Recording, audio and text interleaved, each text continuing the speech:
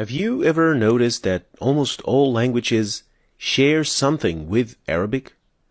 The most famous example for that is the word sukkar, sugar. And as you can see, this word exists almost identically in so many languages that come from different families and even ages. And they all sound similar, one way or another. But this could just be explained by the fact that languages borrow words from one another, right? Borrowing words happen with trading, intermingling, and this kind of interaction. So sugar, sukkar, being a commodity, makes it very likely that it is just a borrowed word and nothing more. However, while languages do indeed borrow words from one another, when we say borrowed words, we think maybe 1, 2, or even a dozen words were borrowed from another language. But what if I told you that around 75% of Latin verb roots have Arabic origins, and 80% of Anglo-Saxon verbs also come from Arabic origins? Now, with this information, would you still think that it is just a matter of borrowed words? And if you think that this is impossible or unbelievable, then let us consider these examples. We'll first compare Arabic roots to their approximate translation in Latin. And I want you to try and compare the Arabic words to their Latin counterparts in terms of how similar they sound. We can clearly see the similarities between what the Arabic words sound like and what these Latin words sound like. But it's even more interesting if we compare Arabic roots to Anglo-Saxon words. And here we can also see the undeniable similarities between how the Arabic words sound and what the Anglo-Saxon words sound like. And since English is a Germanic language, it won't be surprising to find dozens and dozens of examples that show you how similar the English words are compared to Arabic roots. So we have tal, tall, qal, call, tala, tell, habba, hop, rusgh, wrist, badan, body, hara'a, hurry. While there are still differences, of course, between the two, we cannot deny that there are so many similarities between each of these words that mean the same thing or have very close meaning to one another. And so, with this number of similarities, we are not talking about borrowing a word or two. We're actually talking about languages having the same origin or coming from the same family. But then the logical question would be, why would Arabic be the origin? Why couldn't Latin be the origin, or Anglo-Saxon, and then the other two would come from it? Well, let us consider these numbers which put things into perspective. Arabic has 16,505 roots. Latin has 800 roots. Anglo-Saxon has 2,140 roots. And in case you didn't know what a root is, it is the simplest form of a verb from which other words can be derived. And so, the straightforward answer would then be that the richer language would then be the origin, the donor, while the poorer language would be the branch. That's why the branch of a tree can never be thicker than the trunk itself. So, a quick comparison between the word tala and tall, which are similar in meaning and sound. Tall can be derived into taller, tallest, and that's it.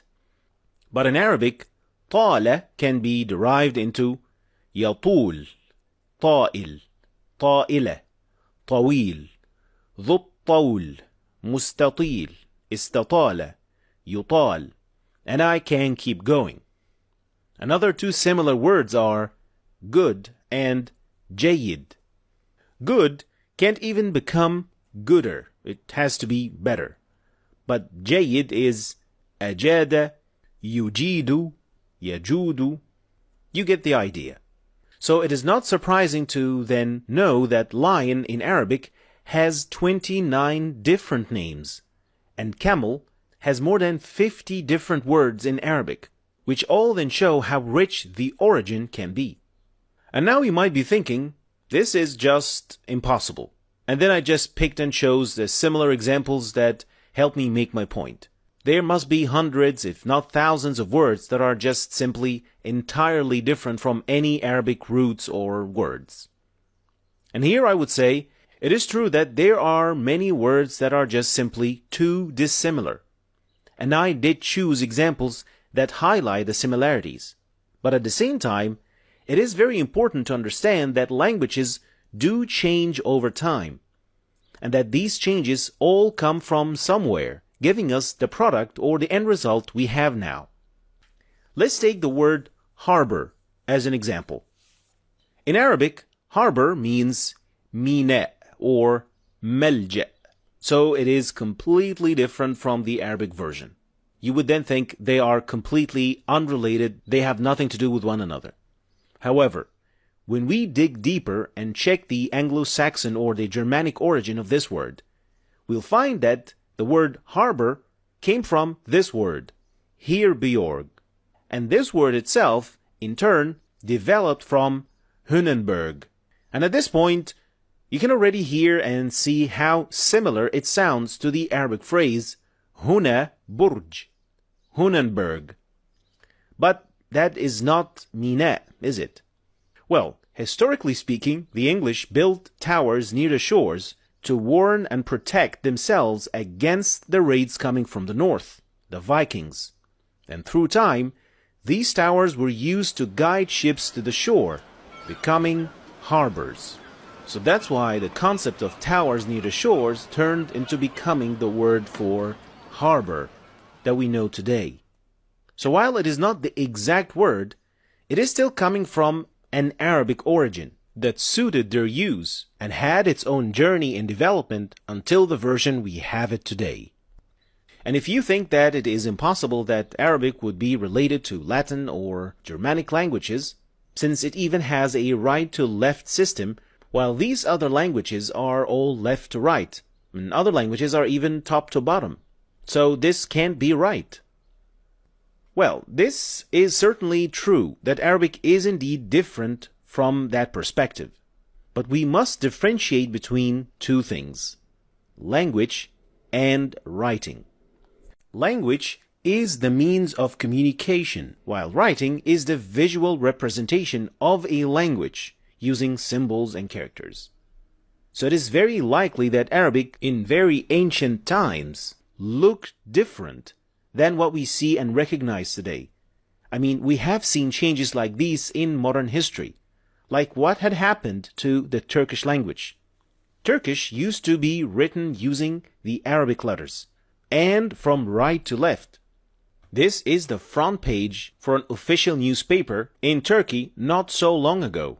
And today, the very same language is written from left to right using Roman letters. And if we even go deeper in history to the old Turkic script, we'll see completely different, unfamiliar system of writing. So, writing and language can develop separately and not necessarily at the same time. This also goes to show how important it is that the Quran is purely an audiobook, which is passed down from generation to generation without the need to write it down, which means that it will remain intact and unchanged even if all books disappeared and the entire writing system had changed. The Quran will be able to withstand all of this. So now, according to this theory, does that mean that Arabic was the very first language? Did Adam alayhi salam speak Arabic? Well, one thing is certain, which is that we can never know with certainty which language Adam alayhi salam spoke, simply because this is part of the unseen, al-ghaib, and we don't have any authentic wahi that can tell us with certainty which language he spoke. Some say that he did speak a form of Arabic from which the current Arabic came. They called it al-Arubiyya. Some say he spoke Syriac, and some even called Syriac the old form of Arabic. Others say that when Allah said, وَعَلَّمَ آدَمَ الْأَسْمَاءَ كُلَّهَا, and Allah taught Adam the names, all of them. So for them, according to this ayah, Adam was taught the basis for all source languages, which then branched out to the languages we have today, which could also explain the similarities between different languages coming from the same source. But we also know that the first names of people to ever exist were Adam, Hawa, Qabil, Habil, Sheeth. And all of these names sound Arabic and have unique Arabic sounds, which we use today in Arabic and exist till this very day. So what we do know for sure is that Arabic is a very old language, and that it has a huge influence on almost every language today, one way or another, whether because they came from the same source, or because Arabic itself is the main source, or if there is another reason.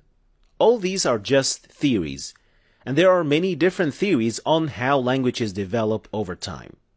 But I chose to highlight this theory specifically because of the good evidence it provides, and I also thought that it can help you as a learner really appreciate the Arabic language, its history, and its undeniable importance. So if you're not yet sure whether you should start your journey learning it, then this might be yet another reason to learn this language, which will certainly help you connect more with the Quran and your deen in general. If you're interested to learn more about this topic and the theory I discussed here, or if you want to check the sources I used in preparing this lesson, then I highly recommend checking out this book, which I left for you in the description. This book is essentially a very valuable 10-year research study that explains every single aspect and answers every question that you might have on that topic. Thanks for watching. If you want to start learning the Tajweed, then start with this playlist. And also, don't forget to check my latest book about Tajweed and download the companion app. Thanks for watching, and I'll see you next time.